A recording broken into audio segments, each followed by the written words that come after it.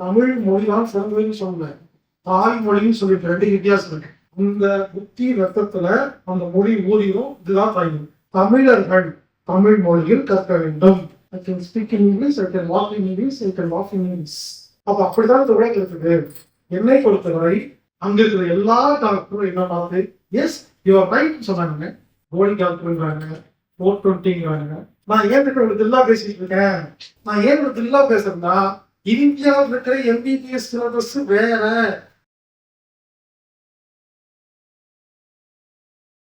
செழிப்பற்றும் விவசாயம், சீர்படற்றும் நிர்வாகம், உலக மக்கள் முகங்களில் இலவட்டும் மலர்ந்த ஆன்மீகம் வாழ்வோம்.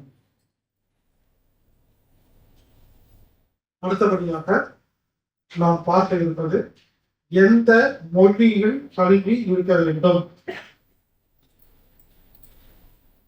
தாய்மொழி கல்வியே சிறந்தது. தாய்மொழி கல்விதான் சிறந்தது அப்படின்னு நான் சொல்லும் பொழுது தமிழ் மொழியில கல்வி கற்கணும்னு சொல்லுங்க. தமிழ் மொழிதான் சிறந்ததுன்னு சொல்லுங்க. தாய்மொழின்னு சொல்லிட்டு ரெண்டு வித்தியாசம் இருக்கு. முதல்ல தாய்மொழின்னு என்ன புரிஞ்சுக்கேன். அம்மா கர்ப்பமா இருக்கும் பொழுது நாங்கெல்லாம் அம்மாவுடைய வயிற்றுக்குள்ள அந்த 10 மாசம் அம்மா எந்த மொழி கேட்டாங்களோ, எந்த மொழி பேசினாங்களோ, அவங்க கனவுல என்ன மொழி வந்துச்சோ, அவங்க எந்த மொழியில ஃபீல் பண்ணுவாங்களோ, அந்த 10 மாசத்துல அந்த குழந்தைக்கு அந்த புத்தி ரத்தத்துல அந்த மொழி ஊறியும் இதுதான் தாய்மொழி. நீங்கள் உங்கள் அம்மாவின் வயிற்றில் இருக்கும் பொழுது உங்கள் அம்மா எந்த மொழி பேசுறாங்க, எந்த மொழி கேட்டாங்க, அதுதான் உங்க தாய்மொழி. அப்போ தமிழர்கள் தமிழ் மொழியில் கற்க வேண்டும், மலையாளிகள் மலையாளத்தில் கற்க வேண்டும்.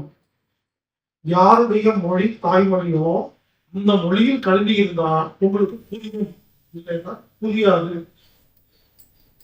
எனது தாய்மொழி தமிழ், எனக்கு தமிழ் மட்டும்தான் புரியும். But I can speak in English. I can speak in English, I can walk in English, I can walk in English. But புரியாது. புரிஞ்சுக்கீங்க. உங்களுக்கு ஒரு வேலை ஆங்கிலம் தான் தாய்மொழினா அது படிச்சா புரியும்னா நீங்க படிங்க. உங்க தாய்மொழி எப்படி தெரியுமா கண்டுபிடிக்கிறது? ஆங்கிலத்தை நல்லா கேட்குறீங்க. ஆங்கிலத்தை எந்த மொழியில் கற்றுக்கொண்டிருக்கிறோ அதே தான். சின்ன வயசுல கேட், அதாவது பூனை, கேட் கேட்டுல என்னம்மா பூனாப்பா கேட் அப்படின்னு சொல்லி கொடுத்து பழகிருந்தீங்கன்னா இந்த தாய்மொழி தமிழ். இதே ஒரு சில குழந்தை இருக்கும், தமிழ் கேட்டுக்கு தமிழ் என்ன சொல்றது பூனை. இது இங்கிலீஷ் குழந்தை. முதல்ல எந்த மொழி உங்களுக்கு வருதோ அதான் தாய்மொழி. இன்னும் ரொம்ப ஈஸி. கோபத்துல டக்குன்னு முதல்ல என்ன மொழி பேசுவீங்களோ அதான் தாய்மொழி. அதை விட ஈஸி கண்டுபிடிக்கிறது. இதெல்லாம் உங்களுக்கு புரியலன்னா கனவில் அழகுவீங்க. கனவில் எந்த மொழி பேசுவீங்களோ அதான் தாய்மொழி. இங்கிலீஷ் மீடியத்துல படிச்ச நீங்க கனவுல தமிழ்ல தான் பேசுறீங்கன்னா உங்க தாய்மொழி தமிழ் தான், அதுதான் படிக்கும். இங்கிலீஷ் மீடியம் ஸ்கூல்ல எல்லாம் பாத்தீங்கன்னா நல்லா கேளுங்க. இங்கிலீஷ் மீடியம் ஸ்கூல்ல எல்லாம் எல்லாமே இங்கிலீஷ்ல தான் கிளாஸ் நடக்கும், பேசுவாங்க, எல்லாம் ஓகே.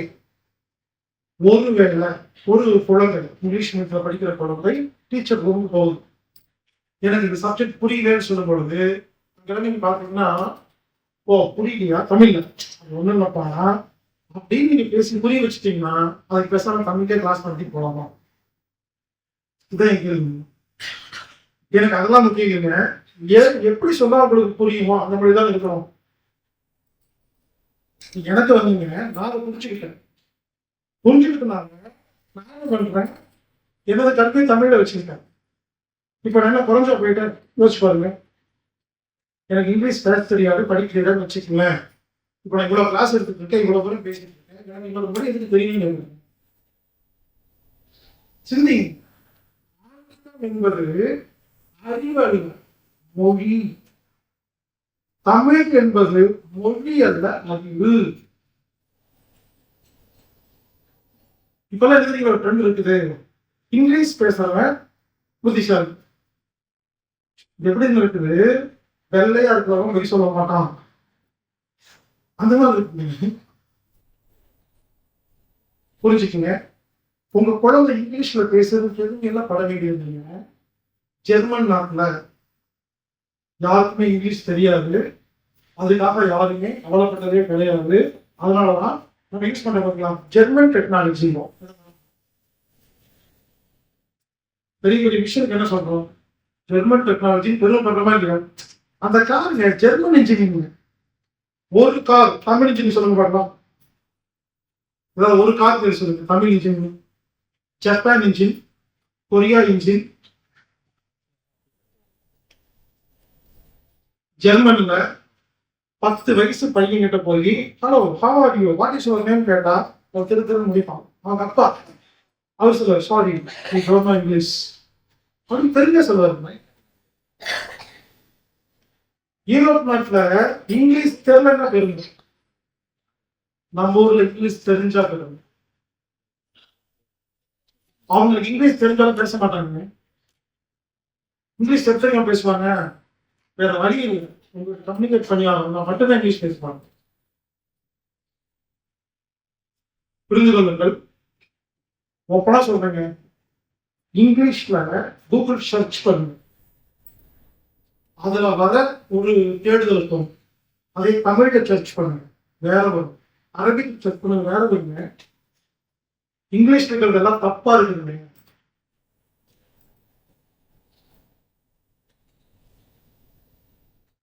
சோ எதுக்கு ஆங்கிலத்தை எல்லா நாட்டிலையும் கொண்டு வந்துட்டு இருக்காங்கன்னா, நீங்க ஆங்கிலம் தெரிஞ்சாலே நீங்க என்ன பண்ணுவீங்கன்னா, இந்த சொல்றேன் இல்லையா, இந்த இஸ்ரேல் நாட்டை சேர்ந்த யூதர்கள் உருவாக்கின சயின்ஸ் கூட மாட்டிட்டீங்கன்னா, நீங்க வாட் இஸ் சம்திங் அடிக்கிறீங்க இங்கிலீஷ்ல, அப்ப இதான வருது. நீங்க ஒண்ணு பண்ணுங்க, நேச்சர் தெரப்பி போர்டு இங்கிலீஷ்ல ஒண்ணு வருமா, இயற்கை வாழ்வியல் பொழுது வேற வருங்க. கூகுள்லயே நீங்க சர்ச் பண்ணும் பொழுது தமிழ்ல அடிச்சா வேற வரும், இங்கிலீஷ் வச்சா வேற வருதா இல்லையா? அப்ப அப்படிதான் இந்த உலகம் இருக்குது. என்னை பொறுத்தவரை மொழி என்பது தாய்மொழி தமிழ்லயே கத்துக்கிட்டா போதுங்க.